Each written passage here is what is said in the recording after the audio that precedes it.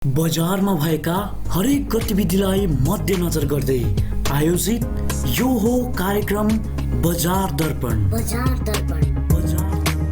प्रस्तुता सागर गिरीको साथमा। नमस्ते दर्शकबिन, कार्यक्रम प्रस्तुता सागर गिरी, कार्यक्रम बजार दर्पणमा छु। यति बेला पोखरा महानगरपालिका वडा नम्बर 8मा छु र हामीले धेरै वर्ष अगाडि या अहिले पनि हाम्रो गाउँघरमा र सहर बजारको कुरामा त छ कि छैन त्यो केही रूपमा होला, ताकि हामीले भात पकाउने बेलामा हाम्रो आमाले, हाम्रो दिदीले, हाम्रो बहिनीले चाहिँ कसौडीमा भात पकाउनुहुन्थ्यो र त्यही सोच त्यही कसौडीमा भात खाएको व्यक्तित्व र उहाँहरूले चाहिँ होइन एउटा त्यसमै नाम राखौँ त, त्यसमै नाम राख्दाखेरि एउटा चाहिँ त्यो पुर्खौलीहरूले त्यसमै भात खाएको, हामीले त्यसमै भात खाएर आज यहाँसम्म पुगिरहेको त्यसमै नाम राख्दाखेरि राम्रो हुन्छ भनेर उहाँले चाहिँ कसौडी restaurant and Kasaudi fresh house पनि नाम खोल्नुभएको छ। यो पोखराको सिमल चौरमा रहेको छ दर्शकबिन, र मसँग यति बेला हुनुहुन्छ ती सफल युवा व्यवसायी र उहाँ पर्वत जिल्ला खेलकुद विकास समितिका सदस्य पनि हुनुहुन्छ र विभिन्न सङ्घ संस्थामा आबद्ध व्यक्तित्व, र उहाँले जहिले पनि सोच के छ भने केही गर्नुपर्छ, केही गरिरहनुपर्छ, गऱ्यो भने जे पनि सम्भव छ हाम्रो नेपालमा।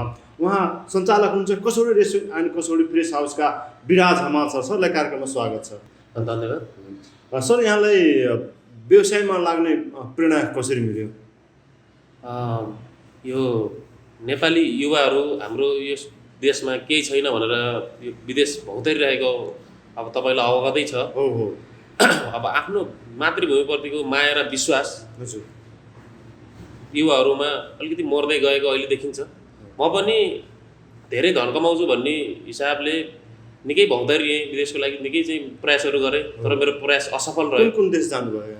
म जानलाई भन्दा यो क्यानाडाहरू, अब युएसलाई, अब 2-3टा देशमा ट्राई गरेको, यता जापान, कोरिया यो गरेको, यो सबै असफल भएँ म। कहीँ पनि चाहिँ विदेश जानु चाहिँ पाउनु भएन? जानलाई कोसिस चाहिँ गर्नु गरियो, पैसा खर्च पनि भयो, तर जान उहाँ पुग्न सकिएन। कहिले इन्डिया पुगेर फर्किने, कहिले के हुने, कहिले के नमिल्ने, ती कुराहरू भएपछि अनि मैले एउटा सोच गरेँ, अब मैले आफ्नै देशमा केही गर्नुपर्छ भनेपछि मैले मेरो मनले निहालेर हेरेँ, मैले मेरो गाउँठाउँलाई निहालेर हेरेँ। त्यहाँको कृषि उत्पादनहरू, किसानले उत्पादन गरेका चिजहरूलाई यस बजार यो क्षेत्रसम्म ल्याउन, त्यहाँको उत्पादन चिजलाई यस बजार क्षेत्रसम्म ल्याउन सक्न पाएँ। त्यहाँको व्यवसायीले पनि, किसानले पनि मूल्य पाउने र गाउँको अर्ग्यानिक चिज वस्तुहरू यहाँको उपभोक्ताले उपभोग गर्न पाउने हिसाबले हामीले यो रेस्टुरेन्ट मार्फत, यो फ्रेस हाउस मार्फत हामीले चाहिँ ती गाउँका अर्ग्यानिक चिजहरूलाई यहाँसम्म समेटेर यहाँबाट ग्राहकहरूलाई चाहिँ हजुर त्यसैको परिकार बनाएर अब चाहिँ यहाँले चाहिँ काँचै पनि काटेर मासु चाहिँ लान सक्ने, घरमा पनि पकाउन सक्ने, त्यसरी नै यहाँले सुविधा दिइराख्नु भएको छ। यहाँ कति वर्षसम्म यहाँले व्यवसाय सञ्चालन गर्नुभएको? हाम्रो यो दर्ताको प्रक्रियाबाट यो लगभग 2.5-3 वर्ष भयो। हजुर। अब यस अगावि यो कसौडीमा हामी अहिले लगभग यही लकडाउन कोरोनाको त्रासको बिचबाट नै हो हामीले एउटा रिस्क नै लिएर अब यही बेलामा पनि यही ठाउँमा पनि हामीले अब यहाँ केही गर्नुपर्छ भनेपछि युवा जाग्ने नै हो। कहिले कोरोना सकिएला र कहिले कोरोनाको भ्याक्सिन आउला, कोरोना कहिले निको होला भनेर गर्नुभन्दा पनि हामी त यो कोरोनालाई हाउजी मान्छु म है। यो हाउजीकै बिचमा चाहिँ हामी गरेको एउटा आँट लिएर गरेको यी कुराहरूले गर्दाखेरि हामी अगाडि बढिरहेको छौँ। अहिले यो बेलामा कोरोनाको महामारी एका ठाउँमा छँदैछ, नेपाल सरकार लकडाउन खोल्ने गरि नै राखेको छ। यो बेलामा यहाँको व्यवसायलाई कसरी सहजीकरण गरिदिनु भएको छ? अब व्यवसाय हाम्रो सुरुमा चाहिँ अलिक बढी नै त्रास भयो। गेस्टहरू आउँदा पनि अब आउँदाखेरि कता कोरोनै लिएर आयो कि, त्यो एकदम यो अफवाहहरू धेरै यो मिडियाबाट धेरै सुनिने, अब यो सिङ्गो ओल्डले नै अब यस्तो के WHO ले नै ल यसो छ उसो छ, यो मर्छ के भन्छ, हरेक कुराहरू भनिसकेपछि सुरुमा डर भयो। पछि डर हुँदाखेरि हामीले सेनिटाइजिङहरू गरेर आफूले अब मास्क लगाएर, पन्जा लगाएर यहाँ भित्र स्टाफहरूले नै आफूले काम गरियो। अहिले पछिल्लो समयमा यो एकदम यो रुगाखोकीमा गयो क्या। तपाईँको कोरोना भनेको रुगाखोकीमा यो हाउगुजी थियो, एउटा सामान्य जस्तो भयो। यसलाई अहिले चिसो लाग्यो भने रुगा खोकी लाग्छ एकदम, भन्ने यस्तो कुरा एकदम, भयो। यसलाई चाहिँ अहिले अहिले आउँदाखेरि हजुर। त्यो देखियो होइन देखियो सुरुमा चाहिँ कोरोना भनेर किनकि चाहिँ परिचर्चा चाहिँ दाजुभाइहरूले चाहिँ लौरी लगाएर पनि लखटे होइन लौरी लगाएर रङ्गशालामा पनि छोडे के गरे दाजुभाइहरूले होइन तर आखिर अन्तिममा के रहेछ त्यो हाउकी चाहिँ रुगा खोकी रहेछ त्यही नै लाग्यो यसलाई बिजनेसलाई असर त गर्यो तर के भन्दा यो अफवाहले गर्दाखेरि बिजनेसलाई असर गर्यो क्या जनमानसलाई एकदम असर गरेको कुरा हो यहाँले कर्मचारीले कसरी व्यवस्थापन गर्नुभएको छ अब कर्मचारी हाम्रो अहिले हामी सबै गरेर 5 जना कर्मचारी छौँ यहाँ हजुर दुईजना सेभहरू हुनुहुन्छ कुकहरू अब हामी 3 जना अरू स्टाफ यता वेटरहरू लगायत छौँ अब हामीले यसलाई अब कोरोनामा भन्ने यो त्रास भयो गाह्रो भयो लगभग कोरोनामा त बन्दै भयो रेस्टुरेन्ट बन्द भइसकेपछि यहाँ काम गरिरहेको स्टाफहरूलाई गाह्रो छ भोलि होइन युवा हो केही गर्छु भनेर उनीहरूले नि यहाँ काम गर्ने हो रोजीरोटीलाई गाह्रो भइसकेपछि हामीले साथीहरूलाई बोलाएर केही सल्लाह गरेर केही व्यवस्थापनहरू हामीले गरियो र अहिले पछिल्लो समयमा पनि आपसी समझदारीमा आपसी सल्लाहमा अहिले चलिरहेको छ उहाँहरूले चलाइराख्नु भएको छ यहाँको कसौडी रेस्टुरेन्ट एन्ड फ्रेस हाउस छ यहाँको अरू रेस्टुरेन्टभन्दा के फरक पाइन्छ र यहाँको रेस्टुरेन्टमा हाम्रो रेस्टुरेन्टमा मैले अघि नै भनिहालेँ तपाईँलाई गाउँबाट हाम्रो गाउँमा एउटा सहकारी महिला उद्यमशील सहकारी छ त्यो सहकारीबाट त्यहाँबाट उत्पादन भएका कृषि उपज वस्तुहरू जस्तै खसी बोकाहरू त्यहाँका तरकारीहरू होइन यी सब हरेक कुराहरू त्यहाँ भएका त्यहाँ तपाईँको खसी बोका त्यहाँको चिसो हावापानी खाएको पर्वत जिल्ला महाशिला गाउँपालिका भनेको तपाईँको एउटा हिमालको एउटा काखको गाउँपालिका त्यहाँ चिसो पानी तपाईँको त्यहाँ तपाईँको जडीबुटीहरू होइन त्यहाँ हरेक कुराहरू खाएका चिसो पानी खाएको उसो ती वस्तुहरूको ती चाहिँ अर्ग्यानिक वस्तुहरूलाई हामीले यहाँ यो कसौडी रेस्टुरेन्ट यहाँसम्म ल्याएर त्यसलाई हामीले कच्चा पदार्थको हिसाबमा यहाँ पकाएर हुन्छ यहाँ कसरी हुन्छ त्यसलाई हामीले यहाँबाट अर्ग्यानिक उपभोक्तालाई अर्ग्यानिक सामानहरू दिने जस्तै खसीहरूको भयो अब कुखुराहरूको त्यसमा हाम्रो कालिजहरू पनि छ अब लोकल हाँस छ लोकल कुखुरा छ है तीहरू छ अनि यहाँको विशेष रेस्टुरेन्टको विशेषता भनेको हाम्रो कसौडीमा नै सुप यहाँ मटन सुप हुन्छ मटनको सुप नै कसौडीमा खाने भएको र यहाँको विशेषता भनेको मेन विशेषता एउटा कम्प्लिमेन्ट्रीको हिसाबमा हामीले ग्राहकलाई कसौडीमा कम्प्लिमेन्ट्रीको रूपमा चाहिँ कसौडीमा चाहिँ यहाँले चाहिँ दिनुहुन्छ ग्राहकलाई त्यसबाट निकालेर खानुहुन्छ हैन हो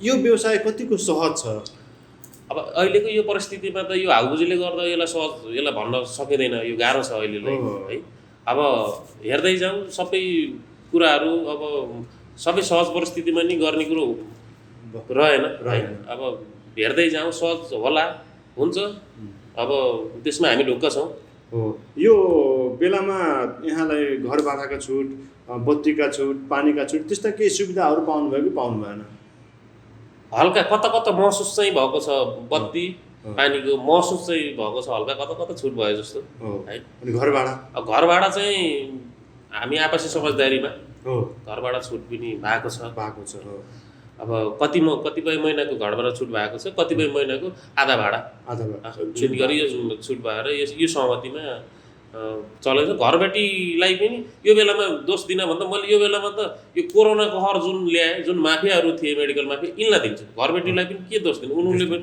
घरबेटीले पनि अर्को ठाउँमा व्यवसाय गरेको हुन सक्छ उहाँहरूले पनि उहाँ तिर्न पर्ने हुन्छ यही हो समझदारीमा छुटमा हल्का केही छुटमा केही पर्सेन्ट डिस्काउन्टमा गर्दाखेरि हामीलाई पनि सहज हुने उहाँहरूलाई पनि सहज हुने भोलि चल्ने भनेको घरबेटीसँगको हाम्रो सम्बन्ध त्यही नै हो यहाँ विभिन्न संस्थामा आबद्ध व्यक्तित्व पनि हुन्छ र सफल युवा व्यवसाय पनि हुनुहुन्छ यहाँलाई चाहिँ के लाग्छ यो स्थानीय सरकार छ प्रदेश सरकार छ र सङ्घीय सरकार छ यस्तो खालको नीति ल्याइदियो भने चाहिँ व्यवसायीहरू चाहिँ एउटा त्यो जोस जुन लकडाउनमा जुन जोस थियो नि अहिले आएर त के हराएको त्यो जोस चाहिँ यथावत रहनको निम्ति के कस्ता नीति ल्याइदियो भने चाहिँ सहिलो छ सर हजुर सागरजी राम्रो कुरा उठाउनु भयो यो के छ भन्दाखेरि प्रत्येक नेपाली युवाहरू मैले अघि नै भनिहालेँ विदेशिएका छन् आफ्नो देशप्रतिको माया र विश्वासमा अलिक गुमाइसकेका पनि छन् अब यो ठाउँमा के गर्नलाई आफूसँग लगानी हुँदैन युवाहरू त्यही आफूसँग लगानी क्यास लगानी हाल्न नसक्ने भएर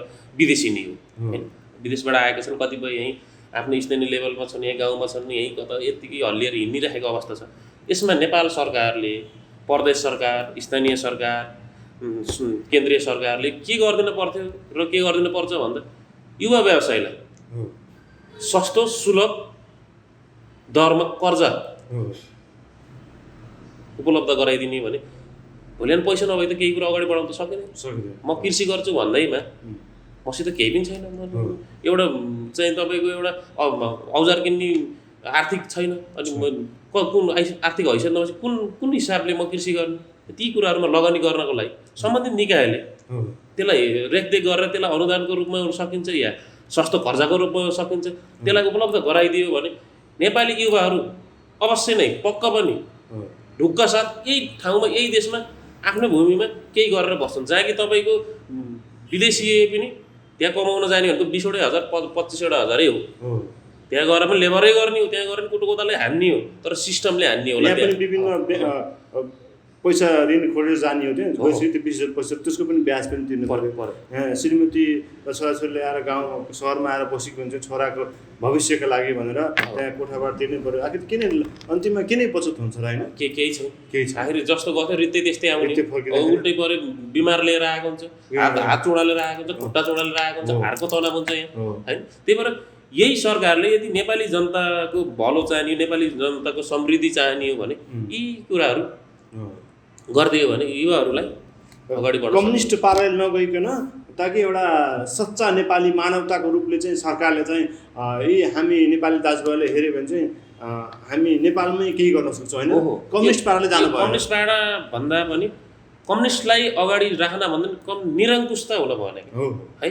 यो निरङ्कुश कम्युनिस्टमा पनि ठिक छ, कम्युनिस्ट ठिक छ, कम्युनिस्ट सिद्धान्त ठिक छ, कम्युनिस्टभित्र पनि निरङ्कुशता छिर्यो भने सक्यो। निरङ्कुशता भएपछि तपाईँको जो जहाँ भए पनि कसैलाई अर्थ दिँदैन। नातावाद, कृपावाद होइन, मेरोवाद यो हाम्रोमा अहिले के छ भन्दा बढीमा नातावाद कृपावादको निरङ्कुश छिरिरहेछ कि तपाईँ ठाउँमा हुनुहुन्छ, तपाईँ कृषि मन्त्रालयमा हुनुहुन्छ, तपाईँले कृषि सम्बन्धी केही कुराहरू अनुदान हो भने लिन सक्नुहुन्छ, दिन सक्नुहुन्छ भने तपाईँले आफ्नो मान्छेहरूलाई फोकस गर्नुहुन्छ कि भनेको यो के जान्छ भन्दा यो नातावाद कृपावादको निरङ्कुशमा धकलियो। सोझा जनता कहिले उठ्ने त माथि?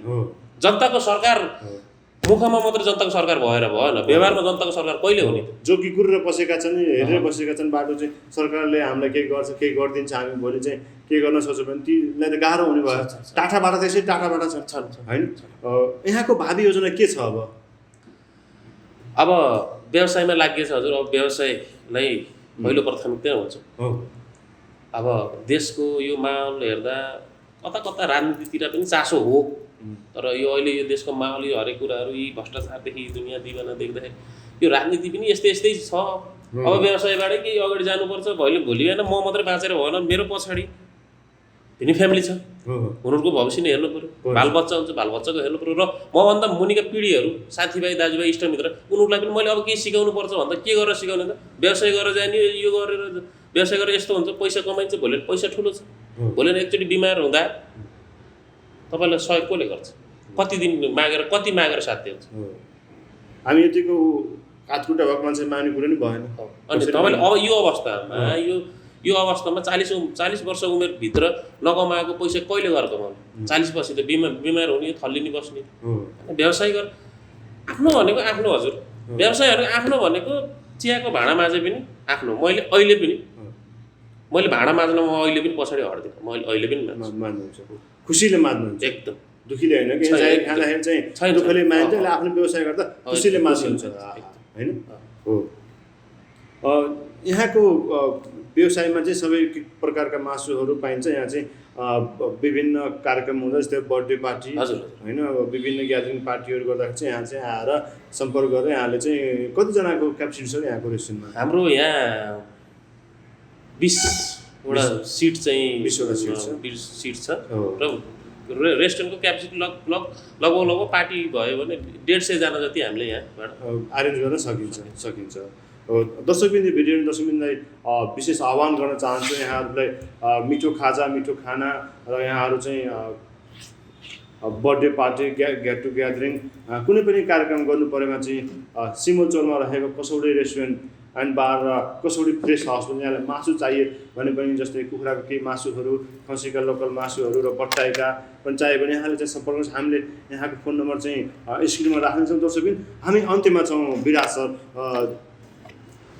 यहाँ यो दर्शकबिनले यो भिडियो हेर्नु दर्शकबिनलाई के भन्न चाहन्छु, मैले छुट्याएका केही शब्दहरू छन् भने त्यो पनि भनिदिनुहोस् न। अब अन्तिममा अब हामी व्यवसाय भएपछि व्यवसायलाई जोड्नु पर्ने हुँदो रहेछ होइन। अब हरेक कुराहरू समाजसेवादेखि लिएर यी कुराहरू जति नै गरे पनि पेटले त समाजसेवाले मान्दैन, पेट त भोको हुन्छ होइन। त्यसपछि मैले अब अन्तिममा अब के भन्न चाहन्छु, सबै नेपाली दाजुभाइ, सबै नेपाली युवाहरूमा, व्यवसाय गर्ने युवाहरूमा र देश विदेशमा जहाँ पनि रहनुभएको युवाहरूमा मैले के भन्न चाहन्छु भने सबै उपयोगी वस्तुहरू हाम्रो गाउँठाउँ जहाँ छ होइन, चिसो हावापानीमा उत्पादित भएका चिजहरू है, त्यसलाई अर्ग्यानिक र गुणस्तरीय हिसाबमा यो ठाउँमा है, हाम्रो गाउँहरू त अब कोही पर्वत हुन्छ बागलुङ उसमा धेरै टाढा छ नि, 4 नम्बर पर्वत तनहुँ छ, गुल्मी छ, मनाङ मुस्ताङ केही छ, हरेक चिजको ठाउँको त्यहाँ उत्पादित वस्तु चिजहरूलाई यस ठाउँमा ल्याएर अर्ग्यानिक र स्वादिष्ट हिसाबले हामीले त्यसलाई एउटा ब्रान्ड बनाएर कोदोको लोकल कोदोको ढेँडोको ब्रान्ड बनाऊ, कोदो ब्रान्ड बनाऊ, हरेक कुरा छन्। ती कुराहरूलाई सबैलाई गरेर हामीले यो ठाउँमा व्यावसायिक हिसाबले पैसा पनि कमाइन् र त्यहाँका कृषकले आफूले भने जस्तो मूल्य पनि पाउने र हामीले यहाँ व्यवसाय गर्न राम्रो पनि हुने, सजिलो हुने र पैसा पनि कमाइन् है भएको हुनाले युवाहरूलाई केही अरू साह्रै नभौतारिन, देश विदेश गएर नभौतारिन। अब यस ठाउँमा यही ठाउँमा आफ्नो ठाउँमा अब सबैले पोखरैमा सक्छन् भन्नु हुँदैन, जुन ठाउँमा छ आफू त्यही ठाउँमा कृषिको उपजहरू चिजहरू जे उत्पादन गर्छ हामी ल्याउँछौँ, त्यसलाई हामी खरिद गर्छौँ, त्यसको बजार हामी दिन्छौँ होइन।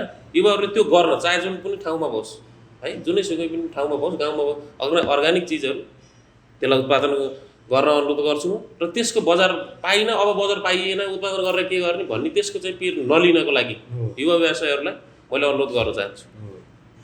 र हामीले ती उहाँहरूको बजार व्यवस्था गर्न हामी त्यसको जिम्मा हुनेछौँ र हामीले यस ठाउँमा अर्ग्यानिक चिजवस्तुको है, चिजवस्तुको टेस्ट यस ठाउँमा पोखरा महानगरपालिका वार्ड नम्बर 8 सिमलचौर छ यहाँको ठेगाना। यहाँ चाहिँ एउटा कसौडी रेस्टुरेन्ट नामको एउटा रेस्टुरेन्ट छ, त्यसमा चाहिँ हामीले ती अर्ग्यानिक चिजवस्तुको टेस्ट चाहिँ यहाँबाट दिन हामी ढुक्कको साथ ग्राहकहरूलाई ढुक्कको साथ यहाँ आएर टेस्ट लिइदिनु हुन पनि हामी अनुरोध गर्दछौँ। हुन्छ सर, कार्यक्रम बजार दर्पण अमूल्य समय त्यसको लागि विशेष धन्यवाद। बजारमा भएका हरेक गतिविधिलाई मध्यनजर गर्दै आयोजित यो हो कार्यक्रम बजार दर्पण। प्रस्तुता सागर गिरीको साथमा।